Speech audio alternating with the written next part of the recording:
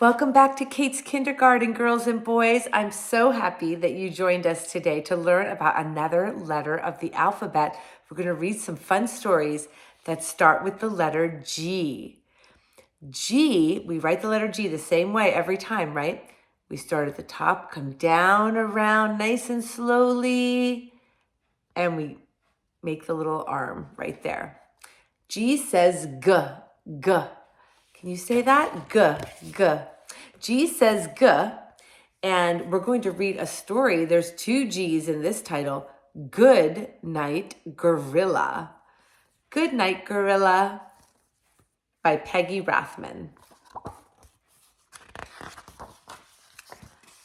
Here's the zookeeper, and he says, "Good night, gorilla." Uh-oh, what is that cheeky gorilla doing? He's taking the zookeeper's keys. Oh my goodness. And he let himself out of his cage. Now he's sneaking around behind the zookeeper. I don't think the zookeeper knows that he's there. Do you, boys and girls? And he says, "Good night, elephant."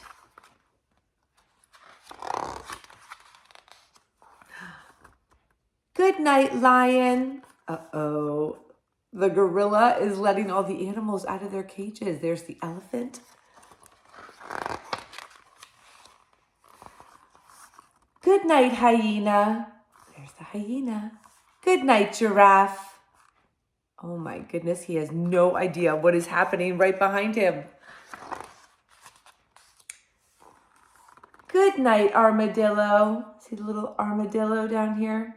All the other animals are just quietly watching. They're like, I don't think he realizes. Now, there he goes. The zookeeper's going to his house. He lives just across from the zoo. The zookeeper's going to his house, and there's the gorilla, the elephant, the lion, the hyena, the giraffe, and the little armadillo. Oh my goodness, I think he has no idea. Whoa, they are following him into his house. The lion, hyena, giraffe, little mouse, tiny, tiny mouse, and the armadillo. Was the mouse? You couldn't really see the mouse on the last page. Oh, and now it's time for them to all get tucked into bed. The zookeeper is very tired after a long day of taking care of all the animals, so he doesn't even realize that the animals are there. And his wife, who's already sleeping, says, "Good night, dear."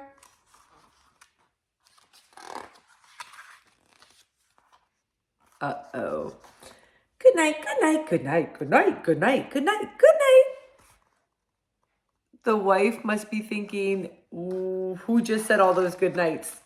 Who do you think's eyes those might be? Can you make your eyes that big, boys and girls? I think that might be his wife. It is. Look at the gorilla sitting there smiling. How do you think she's feeling right now? She might be feeling a little worried, right? Or maybe startled. So she just calmly takes them by the hand and leads them back across the street to the zoo.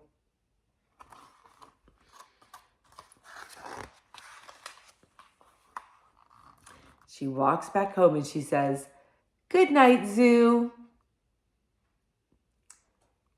And the gorilla is going, "Shh, don't tell her."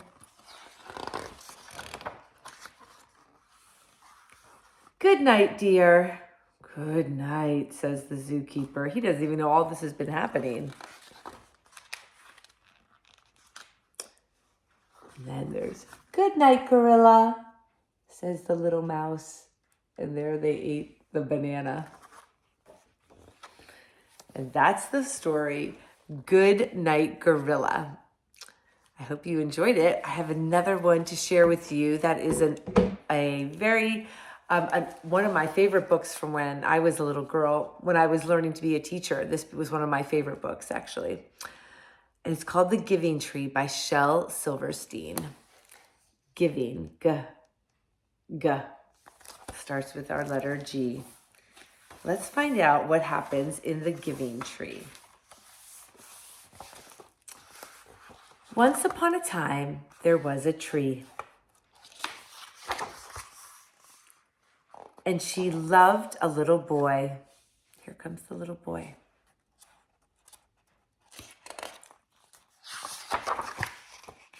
And every day the boy would come. Do you see how it looks almost like her arms? She's so happy to see him. Every day the boy would come. And he would gather her leaves. So he's picking up the leaves. It must be fall. And he would make them into crowns and play King of the Forest.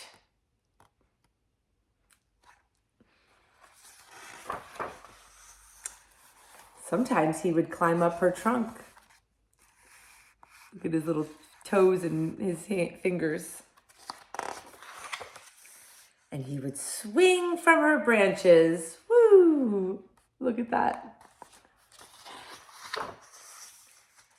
And sometimes he would eat the apples. See the apple cores being thrown down on the ground? You can't see the little boy in that photo, in that picture. And sometimes they would play hide and seek. She found him behind the rock. And when he was tired, he would sleep in her shade. Boys and girls, have you ever had the pleasure of sleeping in the shade of a tree? I have, and it is very nice. I recommend it. And the boy loved the tree. Very much. Do you see what he wrote on there? He wrote, me plus T, me plus the tree. I love the tree. And the tree was so happy. But time went by and the little boy became older. Now he's getting to be a young man. And the boy grew older. Look, now he has a girlfriend and they're sitting by the tree. And it says me and, I don't know who YI is, but there's me plus tree. And the tree was often alone because now the little boy has a girlfriend and he's probably off visiting with her. Then one day the boy came to the tree and the tree said, come boy, come and climb up my trunk and swing from my branches and eat apples and play in the shade and be happy. I'm too big to climb and play, said the boy. I need to buy things and have fun. I need some money. Can you give me money? I'm sorry, said the tree, but I have no money. I only have leaves and apples. Take my apples, boy, and sell them in the city. Then you will have money and you will be happy. I don't know, boys and girls, money doesn't always make us happy. So let's see what happens. And so the boy climbed up in the tree and gathered her apples and carried them away. And the tree was happy. She's very giving. The tree has a selfless heart, wouldn't you say? But the boy stayed away for a long time, and the tree was sad. And then one day the boy came back, and the tree shook with joy, and she said, come, boy, come and climb my trunk and swing from my branches and be happy. I'm too busy to climb trees, said the boy. I want a house to keep me warm. I want a wife and I want children, so I need a house. Can you give me a house? I have no house, said the tree. The forest is my house, but you may cut off my branches and build a house. Then maybe you will be happy. And so the boy cut off her branches and carried them away to build her house. She's really giving so much of herself, isn't she? But the tree was happy because she was giving to someone that she loved. But the boy stayed away for a long time, and when he came back, the tree was so happy she could hardly speak. "Come, boy," she whispered, "come and play." "I am too old and sad to play," said the boy. "I want a boat that will take me far away from here." "Can you give me a boat?" "Cut down my trunk and make a boat," said the tree. "Then you can sail away and be happy." And so the boy cut down her trunk and made a boat and sailed away. It's kind of sad. And the tree was happy, but not really. And after a long time, the boy came back again. "I'm sorry, boy," said the tree, "but I have nothing left to give you. I gave you my apples, I gave you my branches, I gave you my trunk. My teeth are gone. My apples are gone." "My teeth are too weak for apples," said the boy. "My branches are gone," said the tree. "You cannot swing on them. I'm too old to swing on branches," said the boy. "My trunk is gone," said the tree. "You cannot climb. I'm too tired to climb," said the boy. "I am sorry," sighed the tree. "I wish I could give you something, but I have nothing left. I am just an old stump. I am sorry." "I don't need very much now," said the boy. "Just a quiet place to sit and rest. I am very tired." "Well," said the tree, straightening herself up as much as she could.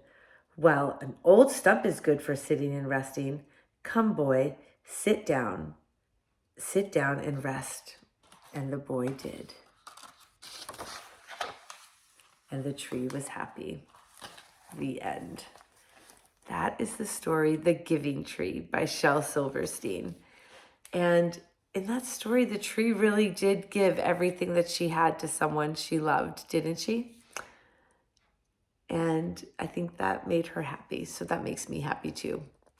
Boys and girls, thank you again for coming to Kate's Kindergarten today. Remember to be kind, be friendly, and be helpful to everyone you meet. And I can't wait to see you back here next time. We can read another letter of the alphabet. Until then, be kind, friendly, and helpful. Bye-bye.